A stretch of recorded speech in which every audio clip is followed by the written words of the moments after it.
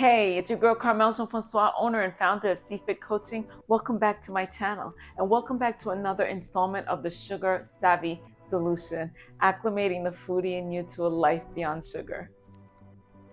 Things happen because of something we did or didn't do.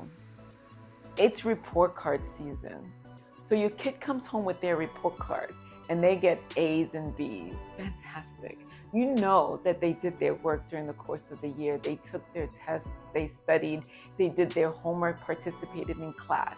You know your kid. That's what happened. Or your kid comes home with D's and C's.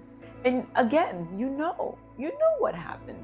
They weren't studying for tests or doing their homework. Were they participating? Were they allowing themselves to be influenced by the people they surrounded themselves with? So I'm going to ask those same questions to you. Why are you getting a D when you go to the doctor for your lab test results, your blood labs? Are you invested in what you are being fed? Are you taking note of what you're feeding yourself? Are you hanging out with the people who influence you to not make the necessarily healthier choices? Those are the questions I have for you. Those are the questions that I want you to ask yourself. So when you go to the doctor and you get that diagnosis, why, again, are you surprised? Or maybe it didn't come as a surprise to you at all. Like when I was diagnosed with prediabetes, high cholesterol, and fatty liver disease. I was surprised, but not so much, because I knew what I had been up to. I knew what I was doing. I knew the shit foods I was eating, and I knew the foods I wasn't eating. I wasn't eating my greens, and I knew that's what the problem was immediately.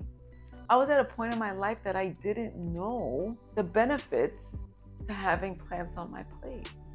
And I for sure didn't know the implications that it would make to my health and my longevity. So when we were children, our parents were responsible for our health. Our parents were responsible for what we ate. They were responsible for what we drank. And then as we got older, we became a little bit more and more responsible. We had a little money in our pockets. After school, we would go to the store, and what would we buy? You know what we bought? We bought the Doritos. We bought the Snickers bars. We bought the ice cream, right? Fast forward to college, at least for me anyway, when I was finally working, I had my own money, and mom, she was no longer responsible for what I ate. And I found myself at McDonald's. I actually treated myself to McDonald's every week. For me, that was a big deal. And so the more I got used to feeding myself what I actually wanted, I started feeding myself that for more and more and more. The pizza, the hot dogs, the burgers, the ice cream. I had it all. I did not deprive myself. And then came a time after my car accident that I realized that our nutrition and our fitness really had implications on our overall health. But I went in a different direction. I went in a direction of being convinced by the marketing industry that I needed all this protein. And I needed low calories, and I needed zero fat, and I didn't necessarily need so much carbohydrates in my diet. Does that sound familiar? And so that's what I went ahead and I did.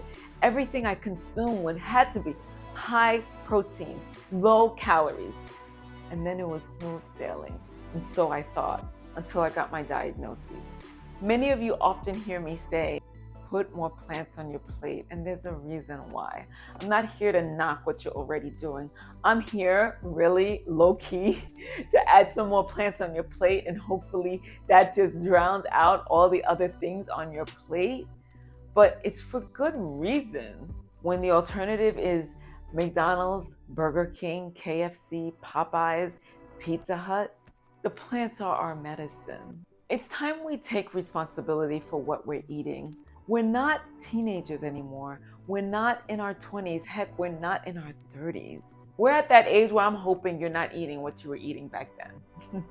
Please tell me you're not eating what you were eating back then. We need to be more concerned with what we consume, making sure that the foods we eat are serving us and not sabotaging us, are serving our health and not sabotaging our health, are serving our longevity and not sabotaging our longevity, are serving our vitality or sabotaging our vitality.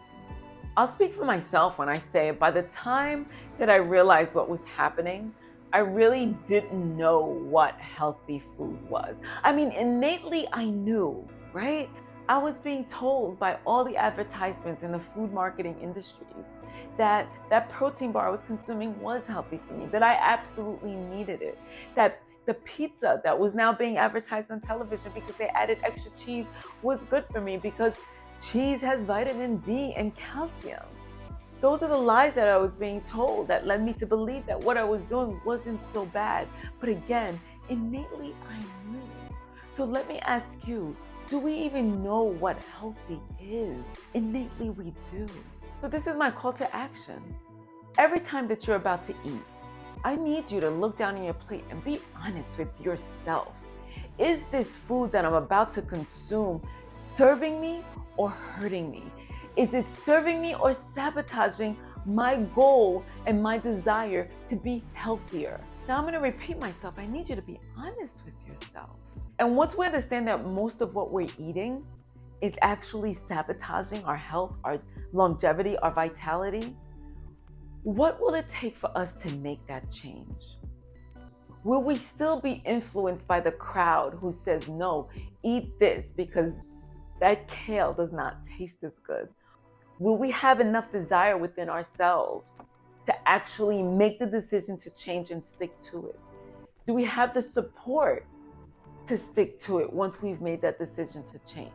Have you concluded that maybe you're too old to make that change and what happens, happens? I challenge you. You know what? No, I dare you.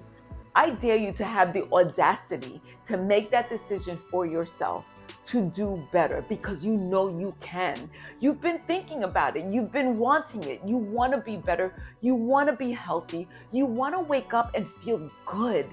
You want to dance and feel good. You want to eat and feel good about what you ate. And you want longevity. But more than longevity, you want vitality. You want to be able to glide into your older years feeling good and not dependent on your children or not dependent on care that comes from people you've never met before. And if you want to do it, but you think you can't, or you don't know where to start, or you feel like you don't have the support, I need you to click the link below and I need you to contact me. There are 3 links down below. You choose which one you feel most comfortable with. Either you apply right away to my program that I'm offering, 6 weeks to get you started on the right track. 6 weeks is not going to get you to your goal. It won't, but it'll get you started. Or you could book a call with me and we can just have a chat, see where you are and see how we can help you move forward. And lastly, click on the link and check out a little bit more about the 6-week challenge and what it has to offer. Maybe it's for you, maybe it's not for you. But don't just sit there and pretend like you're doing okay when you know that you're not. I just want you to be great and I want you to be savvy about your sugar. So you know me, I'm your girl. I'm your whole food, plant-based vegan, fitness and nutrition coach.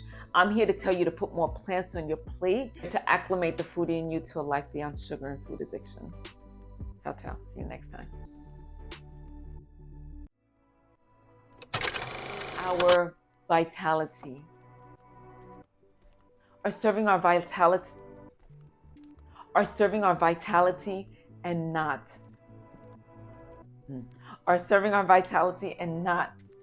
sabotaging our vitality. Are serving our vitality and not sabotaging our vitality. Are serving our vitality or not. Either a chat with me, either you just learn more about the program I offer, or you just, where's the 3rd link? Book a call or apply.